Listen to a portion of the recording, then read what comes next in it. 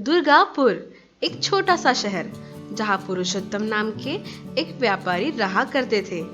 उनके परिवार में उनकी पत्नी जयंती और उनका बेटा जगदीश था। शहर में उनकी एक किराना दुकान थी। जगदीश भी अपने पिता के साथ दुकान में काम किया करता। पुरुषोत्तम गेहूं, चावल, चीनी, तेल, घी, मसाले इत्यादि के व्यापार करते थे। पुरुषोत्तम एक बहुत ईमानदार और सच्चे व्यक्ति थे। उनकी छवि पूरे शहर में बहुत अच्छी थी। पुरुषोत्तम ग्राहकों से बहुत अच्छे से पेश आते थे, इसलिए उनके दुकान पर हमेशा ग्राहकों की भीड़ लगी रहती थी।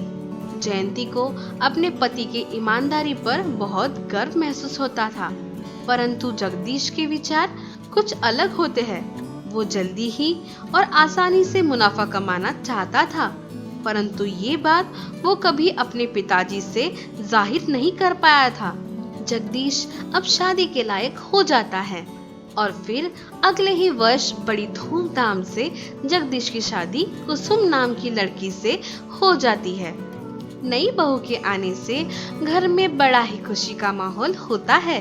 कुसुम सास और ससुर जी की अच्छे से सेवा करती है, परंतु समय के साथ कुसुम में बहुत परिवर्तन आ जाता है और ऐसे ही कुछ दिन बीत जाते हैं और कुसुम जगदीश से कहती है, अजी सुनते हो, मुझे आपसे जरूरी बात करनी है। हाँ बोलो कुसुम, क्या बात है? आप कब तक यूं पिताजी के साथ काम करते रहोगे? क्या हमारा खुद का कुछ व्यवसाय नहीं होगा? आगे हमारा परिवार बढ़ेगा, हमारे खर्चे बढ़ेंगे, तब हम क्या करेंगे? क्यों ना आप पिताजी से बात करके अपनी खुद की कोई दुकान खोल लो? हाँ कुसुम, तुमने ठीक कहा। मैं भी बहुत दिनों से यही सोच रहा था, लेकिन मैं इस बारे में उन्हें कभी कुछ बोल नहीं पाया। ठीक है, कुछ दिन बाद मैं उनसे बात करता हूँ। और फिर जगदीश उचित समय देखकर पिताजी से बात करता है। पिताजी, मुझे आपसे एक जरूरी बात करनी है। हाँ बेटा, बोलो क्या बात है? पिताजी, मैं अब खुद का कुछ व्यापार करना चाहता हूँ। मैंने अपनी ओर से कुछ पूंजी जमा की है और आप कुछ मदद कर देते तो मेरी नई दुकान खुल जाएगी। लेकिन बेटा, अपनी दुकान चलाने में तुम्हें क्या समस्या है? और आगे भी तुम्हें ही व्यापार संभालना है। वो सब ठीक है पिताजी, लेकिन मैं अब अपने तरीके से व्यापार करना चाहता हूँ। लेकिन बेटा, हम अब भी तो अच्छे से ही अपना व्यापार कर रहे हैं। पिताजी, आपका तरीका अब काफी पुराना हो चुका है। अब जमाना बदल गया है और आप जिस ईमानदारी से व्यापार कर रहे हो, उस तरह तो हम ज्यादा मुनाफा नहीं कमा पाएंगे और ना कभी तरक्की कर पाएंगे। बेटा, मैं तुम्हारी बात समझ गया। जमाना चाहे कितना भी बदल जाए, लेकिन मैं अपने उसूलों के खिलाफ नहीं जा सकता। और बेटा, विश्वास जितना बड़ी बात नहीं है, लेकिन विश्वास बनाए रखना बड़ी बात है। वो सब मुझे पता है पिताजी, बस आप ये बताइए, आप मेरी मदद करेंगे या नहीं? ठीक है बेटा, जैसी तुम्हारी इच्छा, मैं तुम्हारी मदद करूंगा। ये सुनकर जगदीश बहुत खुश हो जाता है, लेकिन जयंती को ये सब सुनकर बड़ा दुख होता है और वो पुरुषोत्तम से कहती है, सुनिए, आपने जगदीश की बात क्यों मान ली? आप मना भी कर सकते थे। नहीं जयंती, अपना बेटा अभी बड़ा और समझदार हो गया है, उसे उसके तरीके से दुनिया को समझने दो। ऐसा कहकर पुरुषोत्तम अपनी पत्नी को समझाते हैं और कुछ दिनों बाद अपने ही मोहल्ले में जगदीश की दुकान शुरू हो जाती है। अपनी दुकान में जगदीश हर प्रकार के अनाज और वस्तुएं रखता है। शुरू में ग्राहकों को लुभाने के लिए जगदीश बहुत सी चीजें बाकियों से कम कीमत में बेचता है और कई सारी चीजों पर छूट भी देता है। और देखते ही देखते ग्राहकों की संख्या में बढ़ोतरी होने लगती है और ऐसे ही जगदीश का व्यापार चल पड़ता है। बेटे की कामयाबी देखकर जयंती और पुरुषोत्तम बहुत खुश होते हैं, लेकिन जगदीश की तरक्की से कुसुम में घमंड आ जाता है। अब उसका व्यवहार सास ससुर के प्रति बदल जाता है। अब वो उनकी सेवा करने में आनाकानी करने लगती है और घर में वो ज्यादा रुचि नहीं दिखाती। एक दिन जयंती और कुसुम में किसी चीज को लेकर कहासुनी हो जाती है और जयंती कुसुम से कहती है, बहू, तुम्हारा व्यवहार कितना बदल गया है, और मैं तो घर के कामों में भी तुम्हारा हाथ बटाती हूँ। क्या सास ससुर के प्रति तुम्हारी कोई जिम्मेदारी नहीं है? देखिए माँ जी, अब आप मुझसे किसी चीज की उम्मीद मत कीजिए, और हाँ, घर के कामों के लिए कोई नौकरानी रख लीजिए। मुझसे अब घर के काम नहीं होंगे। बहू, इतना घमंड करना अच्छी बात नहीं है। जयंती की ऐसी बात सुनकर कुसुम गुस्सा होकर अपने कमरे में चली जाती है, और फिर शाम को जब जगदीश अपनी दुकान से वापस आता है, तब कुसुम कहती है, देखिए जी, अब हम घर के कामों के लिए कामवाली रखते हैं। दिन भर घर के पूरे काम करके मैं कितना थक जाती हूँ, और माँ जी है कि मुझ पर हमेशा रोब जमाती है। हमारा खुद का घर होता तो मुझे इतनी परेशानी झेलनी पड़ती। ऐसे ही कुसुम हमेशा जगदीश को माँ के बारे में कुछ ना कुछ शिकायत करते रहती है, और जगदीश के स्वभाव में भी परिवर्तन आने लगता है। उसे भी लगने लगता है कि गलती माँ की ही है। और ऐसे ही एक दिन वो पुरुषोत्तम और जयंती से बात करता है। माँ, पिताजी, मुझे आप लोगों से एक जरूरी बात करनी है। हाँ बेटा, बोलो क्या बात है? पिताजी, मैंने ये निर्णय लिया है कि मैं और कुसुम अब दूसरे घर में रहेंगे। ये तुम क्या कह रहे हो बेटा? तुम्हें यहाँ किस बात की कमी है? कोई कमी नहीं है माँ, लेकिन अब मैं तुम्हारे और कुसुम की रोज रोज की तू मैं से तंग आ गया हूँ। कुसुम तुम्हारे लिए सब कुछ करती है, फिर भी तुम उस पर रोब झाड़ते रहती हो। अब बस हो गया, हम यहाँ नहीं रहेंगे। बेटा, छोटी मोटी नोकझोंक तो हर घर में चलते रहती है, पर उसके लिए क्या कोई घर छोड़ देता है? बेटा, तुम्हारी माँ सही कह रही है, ये तो कोई बात नहीं हुई। बाबूजी, बात सिर्फ इतनी सी नहीं है। मैं आगे बढ़ना चाहता हूँ, तरक्की करना चाहता हूँ, और आपके उसूलों में जकड़ के नहीं रहना चाहता। आपकी ईमानदारी और उसूलों ने आपको दिया ही क्या है? आपका व्यापार अब भी वही के वही है, और मैंने इतनी जल्दी तरक्की कर ली।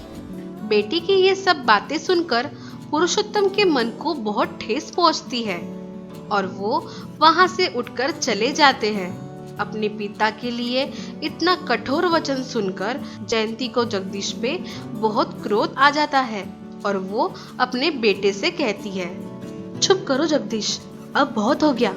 तुमने जो कहना था कह दिया।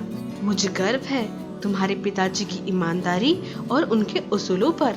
एक शुद्ध और साफ पोशाक पे एक छोटा सा दाग भी शोभा नहीं देता। जो इंसान पूरे जीवन में सीधे रास्ते चला हो, उसके ऊपर बेईमानी का छोटा सा दाग भी लोगों की नजर में आ जाता है। ईमानदारी एक व्यक्ति की सबसे मूल्यवान संपत्ति है, लेकिन तुम ये नहीं समझोगे। ठीक है, तुम लोग जा सकते हो। अपने दिल पे पत्थर रखकर माँ उनको जाने के लिए कह देती है, और 2 दिन बाद जगदीश और कुसुम घर छोड़कर चले जाते हैं। जगदीश और कुसुम अलग रहने लगते हैं। जगदीश अपना व्यापार आगे बढ़ाने में लग जाता है। एक दिन की बात है, पुरुषोत्तम के घर वहाँ के थाने के इंचार्ज मिलने आते हैं। विक्रम जी, आइए आइए, कैसे आना हुआ? बस सोचा बहुत दिन हो गए आपसे मिले हुए, तो आ गया मिलने। अच्छा, मुझे एक जरूरी बात करनी थी आपसे। हाँ हाँ बिल्कुल विक्रम जी, बोलिए, मैं आपकी क्या सेवा कर सकता हूँ? बात दरअसल ये है पुरुषोत्तम जी, अगले सप्ताह मेरी बेटी की शादी है, और आपकी दुकान से मुझे बहुत सा अनाज और अन्य वस्तुएं लगेगी, तो आप घर पर भिजवा देंगे? अवश्य ही भिजवा देता, लेकिन जितने मेहमान आपके यहाँ आएंगे उसके हिसाब से अनाज कम पड़ जाएगा। आप ऐसा क्यों नहीं करते? जगदीश के यहाँ से सारा सामान ले लो, उसकी दुकान तो काफी बड़ी है, और अधिक मात्रा में आपको धान्य और वस्तुएं भी मिल जाएगी। अरे, जगदीश ने अपनी नई दुकान डाल दी है, मुझे तो पता ही नहीं था। चलो ठीक है, जैसा आप कहे। पुरुषोत्तम का धन्यवाद करके विक्रम जी वहां से चले जाते हैं। पुरुषोत्तम अब भी अपने बेटे से बहुत प्रेम करते हैं, और सोचते हैं कि उसके व्यापार में उससे कुछ मुनाफा हो जाए। और फिर आगे कुछ दिन बाद विक्रम जी की बेटी की शादी नजदीक आती है और वो जगदीश के यहाँ से सारा माल खरीद लेते हैं।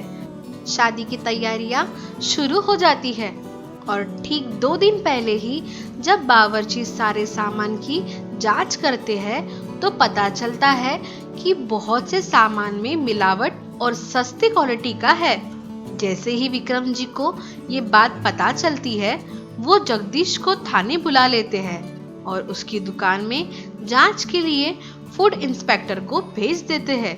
जांच में पता चलता है कि सारा माल मिलावट और लो क्वालिटी का है और इस तरह जगदीश की दुकान सील हो जाती है। थाने में जगदीश की अच्छे से खबर ली जाती है और जगदीश सारी सच्चाई विक्रम जी को बताने लगता है। विक्रम जी, मैं अपनी गलती कबूल करता हूँ। लालच में अंधा होकर मैं मिलावट और जमाखोरी करने लगा और मेरा लालच बढ़ता ही गया और मुझे आज ये दिन देखना पड़ा। काश मैं बाबूजी की राह पर चलता तो आज मेरी ये हालत नहीं होती। आइए पुरुषोत्तम जी, बैठिए। आप जैसे एक नेक और ईमानदार व्यक्ति का बेटा ऐसा कैसे कर सकता है? पूरे शहर में आपका नाम बड़े आदर से लिया जाता है। थानेदार साहब, मुझे इस बात का बड़ा खेद है कि मैं मेरे बेटे को अपने आदर्श और उसूल नहीं सिखा पाया। निराश न होइए पुरुषोत्तम जी, वक्त बराबर अपना सबक सिखा देता है। और फिर ऑफिसर जगदीश को जमानत पर रिहा कर देते हैं और फिर सब मिलकर घर चले जाते हैं और घर पहुंचकर जयंती अपने बेटे से कहती है, बेटा, आज मैं तुमसे कुछ कहना चाहती हूँ। एक बात हमेशा याद रखना बेटा, एक व्यक्ति जो ईमानदार है उसे हमेशा समाज द्वारा सम्मानित किया जाता है और धोखे और बेईमानी से मिली हुई सफलता थोड़ी देर के लिए प्रबल हो सकती है, लेकिन अंत में ईमानदारी की ही विजय होती है। बेटा, सत्य परेशान हो सकता है लेकिन पराजित नहीं। जयंती की ये बात सुनकर जगदीश को अपनी गलती पर बहुत पछतावा होता है और जगदीश अपने पिता से माफी मांगता है। जयंती और पुरुषोत्तम जगदीश को माफ कर देते हैं। कुसुम भी अपनी गलती की माफी मांगती है और आगे पुरुषोत्तम दुकान की पूरी जिम्मेदारी जगदीश पर सौंप देते हैं और घर पर आराम करते हैं और कुसुम भी उनकी मन से सेवा करती है और सब खुशी खुशी साथ में रहने लगते हैं। तो दोस्तों, आपको इस कहानी से क्या सीख मिली ये हमें कमेंट बॉक्स में कमेंट करके जरूर बताएं। और हाँ, हमारे चैनल को लाइक, शेयर और सब्सक्राइब करना ना भूलें। तो चलिए दोस्तों, अगली बार फिर मिलते हैं एक नई कहानी के साथ। तब तक के लिए गुड बाय। दोस्तों, हमने अक्सर देखा है कि सोसाइटी पे मोटापे को लेकर लोग किस तरह का मजाक उड़ाते हैं। उससे तरह तरह के तांज कसे जाते हैं और लोगों का देखने का नजरिया भी अलग हो जाता है। ऐसे व्यक्ति को बचपन से लेकर बड़े होने तक कई परेशानियों का सामना करना पड़ता है, खासकर जब वो कोई लड़की हो। आज की कहानी एक ऐसी ही लड़की की है जो बचपन से ही मोटापे का शिकार थी। पलक माँ बाप की बड़ी संतान थी। पलक का छोटा भाई दूसरे बच्चों की तरह एकदम नॉर्मल था। कई डॉक्टर्स के पास उसका इलाज भी कराया गया, परंतु उसका कोई फायदा नहीं हुआ। स्कूल के दौरान उसकी सिर्फ एक सहेली थी, बाकी सब उसका बहुत उपहास करते, उसके मोटापे को लेकर मजाक उड़ाते। क्लास में सभी के ऐसे बर्ताव से वो बहुत परेशान हो जाती, लेकिन वो कुछ ना कर पाती। पलक पढ़ाई में तो अच्छी थी ही, पर मोटा होने के बावजूद उसे खेल कूद में विशेष रुचि थी। वो अक्सर स्कूल में होने वाले क्रीड़ा स्पर्धा में भाग लिया करती। पलक ने अपना स्कूल अच्छे से पास किया। अब आगे की पढ़ाई के लिए कॉलेज जाने की बारी आई, परंतु वो अभी भी दुविधा में थी। उसे बार बार एक ही ख्याल आ रहा था, क्या कॉलेज में भी उसे उन्हीं चीजों का सामना करना पड़ेगा जो उसे स्कूल में करना पड़ा था। लेकिन फिर पलक की इकलौती सहेली उसे समझाती है, देखो पलक, तुम अपने मन से वो पुरानी स्कूल की बातें दिमाग से निकाल दो। जरूरी नहीं है कि हर जगह हमें एक जैसे ही लोग मिलेंगे, और हमें जिंदगी में आगे बढ़ना है तो हमें हिम्मत रखनी होगी ना। अपनी सहेली के समझाने पर पलक में आत्मविश्वास आ जाता है। वो कॉलेज जाने के लिए तैयार हो जाती है। पहले दिन वो कॉलेज पहुंचती है तब वहाँ के स्टूडेंट उसे अजीब तरह से देखने लगते हैं। अपने क्लासरूम में जैसे ही वो प्रवेश करती है तभी उसकी टक्कर एक लड़के से हो जाती है जो दिखने में बहुत हैंडसम होता है। पलक के भारी वजन के कारण वो नीचे गिर जाती है और सब जोर जोर से हंसने लगते हैं। क्लास के कुछ शरारती लड़के पलक से कहते हैं, अरे मैडम जरा देख कर चला कीजिए, कहीं किसी दिन आपकी चपेट में कोई आ गया तो बच नहीं पाएगा। तभी वो लड़का खुद को संभालते हुए उठकर खड़ा हो गया और सबसे कहने लगा, चुप हो जाओ सब लोग, इसमें मेरी ही गलती है, मैं ही इन्हें देख नहीं पाया। हाय, मेरा नाम आकाश है, और आपका? पलक एकदम अचंभित रह गई। पहली बार कोई उसके साथ इस तरह से पेश आ रहा था और मन ही मन उसे इस बात की खुशी हो रही थी। पलक ने अपना नाम बताया और अपनी जगह जाकर बैठ गई, परंतु उसके पास कोई भी नहीं बैठा था। सबने उससे दूरी बनाई रखी थी। तभी आकाश पलक के पास जाकर बैठ गया और उससे बोला, पलक देखो, तुम निराश मत हो, अभी ये सब तुम्हें जानते नहीं हैं। जब जानने लगेंगे तो इनका नजरिया तुम्हारे बारे में बदल जाएगा और सबसे तुम्हारी दोस्ती भी हो जाएगी। कोई बात नहीं, मैं बचपन से ही ये सब बातें झेलती आई हूँ, अब तो आदत सी हो चुकी है। ऐसे ही कुछ दिन गुजरते हैं। अब आकाश और पलक में काफी अच्छी दोस्ती हो जाती है। पलक को आकाश की कंपनी बहुत अच्छी लगती है और वो उसे पसंद भी करने लगती है। पलक उसे अपने दिल की बात बताना चाहती है, लेकिन हमेशा उसके मन में ये ख्याल आ जाता है कि आकाश जैसा गुड लुकिंग लड़का क्या मुझ जैसी लड़की को पसंद करेगा, और वो उसे कुछ ना बोल पाती। थोड़े ही दिन बाद वैलेंटाइंस डे आता है। पलक आकाश के लिए एक सुंदर सा येलो कलर का फूल लेकर आती है। उसकी नजरें हर तरफ आकाश को ढूंढ रही थी, पर आकाश कहीं दिखाई नहीं देता और वो क्लासरूम में अपनी जगह जाकर बैठ जाती है। कुछ देर बाद आकाश क्लासरूम में आता है। अपने हाथ में पीछे कुछ छुपाए पलक के पास आकर कुछ कहता है, पलक, पता नहीं तुम क्या सोचोगी, पर अब मुझसे रहा भी नहीं जा रहा। आज के इस खास दिन पर मैं तुम्हें एक बात कहना चाहता हूँ जो मैं तुम्हें कभी कह नहीं पाया। पलक, ये रेड रोज तुम्हारे लिए, आई लव यू। पलक ये सुनकर एकदम स्तब्ध हो जाती है। उसे यकीन ही नहीं होता ये सब हकीकत में हो रहा है। जो बात वो आकाश से कह नहीं पा रही थी वो आकाश ने खुद ही कह दी। ये सब उसे किसी सपने के जैसे लग रहा था। पलक ने आकाश का रेड रोज कबूल किया और उसे कहने लगी, आकाश, मैं भी तुमसे बहुत प्रेम करती हूँ, लेकिन कभी कह नहीं पाई। I love you too. Palak ने जैसे ही अपनी बात पूरी की, पूरे क्लास में तालियों की बरसात होने लगी और तभी उन शरारती लड़कों में से एक लड़का आकाश के पास आकर बोला, वाह भाई आकाश, मान गए तुमको। ऐसा कमाल तो तुम ही कर सकते हो। किसी लड़की को अपना दीवाना बनाना तो कोई तुमसे सीखे। चलो लाओ मेरे 5000। आज फिर तुम लोग मुझसे शर्त हार गए। शर्त? कैसी शर्त? आकाश, मुझे कुछ समझ नहीं आया। देखो पलक, इतना सीरियस मत हो जाओ, ये सब एक मजाक था। मैंने इन लोगों से शर्त लगाई थी कि तुम एक दिन मेरे प्यार में पड़ोगी, और मैं शर्त जीत गया। ये सब सुनकर जैसे पलक के पैरों तले जमीन खिसक गई। उसे यकीन ही नहीं हो रहा था कि आकाश उसके साथ ऐसा कर सकता है। उसका दिल टूट गया। इस घटना से वो बहुत आहट हो गई। पलक रोते हुए वहाँ से तुरंत निकल गई और अपने घर आ गई। अपने कमरे में जाकर बहुत रोने लगी।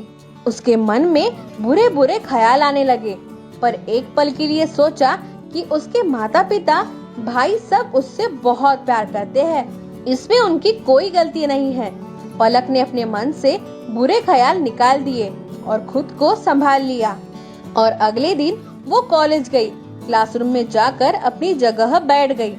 पलक को देखकर आकाश ने उसके मोटापे को लेकर कोई भद्दी टिप्पणी की। वो सुनते ही पलक अपने गुस्से पे काबू नहीं कर पाई। वो तुरंत उठी और आकाश के पास गई और उसके गाल पे एक कसकर थप्पड़ मार दिया। वो आवाज इतनी जोरदार थी कि पूरी क्लास सुन्न रह गई और आकाश तो जमीन पर ही गिर पड़ा।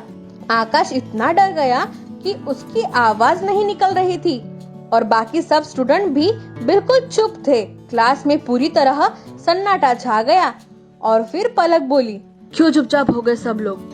अब आपको हंसी नहीं आ रही? बचपन से लेकर आज तक मैंने बहुत सहा है, सोचा कॉलेज में आकर कुछ अच्छा होगा, अच्छे दोस्त बनेंगे, लेकिन यहाँ पर भी वही सब। कभी मुझे मोटी, धरती पे बोझ, क्या क्या नहीं कह के नहीं पुकारा तुम लोगों ने। इतने ताने सुन के भी मैंने किसी को उल्टा जवाब नहीं दिया। आखिर मैं भी एक इंसान हूँ, मुझे भी बुरा लगता है। क्या मोटा होना कोई गुनाह है? मेरे साथ सब लोग इस तरह क्यों पेश आते हैं? क्लास में सब अपनी गर्दन झुकाए चुपचाप पलक की बातें सुन रहे थे। सबको अपनी गलती पर पछतावा होता है। सभी स्टूडेंट ने पलक से माफी मांगी और आकाश ने भी। क्लास में जो भी हुआ उसके बाद एक चीज की बड़ी तारीफ हो रही थी, वो थी पलक की थप्पड़ की। जो किसी को पड़ जाए तो उसकी हालत खराब हो जाए। अब पलक का क्लास में अच्छा खासा दबदबा हो गया था और सब उसका रिस्पेक्ट भी करने लगे। आने वाले कुछ दिनों में पलक ने कॉलेज में होने वाली इंटर कॉलेज बॉक्सिंग चैंपियनशिप में भाग लिया और बॉक्सिंग सीखने के लिए जी तोड़ मेहनत की। पलक में एक गजब का आत्मविश्वास आ गया था। टूर्नामेंट में पलक ने बहुत अच्छा प्रदर्शन किया और गोल्ड मेडल हासिल किया और अपने कॉलेज का नाम रोशन किया। ऐसे ही वो आगे बढ़ती गई और एक नेशनल लेवल की खिलाड़ी बनकर उभरी और अपने जीवन में कामयाब हुई। दोस्तों, समाज में कई प्रकार के लोग हमें दिखने को मिलते हैं। कोई मोटा होता है तो कोई पतला, कोई सांवला होता है तो कोई गोरा, किसी का कद ऊंचा होता है तो किसी का छोटा, कोई दिखने में बहुत सुंदर तो कोई बहुत सीधा साधा। परंतु हमें कभी भी किसी के रूप रंग को लेकर उसे नीचा नहीं दिखाना चाहिए, क्योंकि हर इंसान अपने आप में खास होता है और वो भी आखिर इंसान होते हैं। तो दोस्तों, आपको ये कहानी कैसी लगी ये हमें कमेंट बॉक्स में कमेंट करके जरूर बताएं। और हाँ, हमारे चैनल को लाइक, शेयर और सब्सक्राइब करना ना भूले। तो चलिए दोस्तों, अगली बार फिर मिलते हैं एक और नई कहानी के साथ। तब तक के लिए goodbye, stay home, stay safe.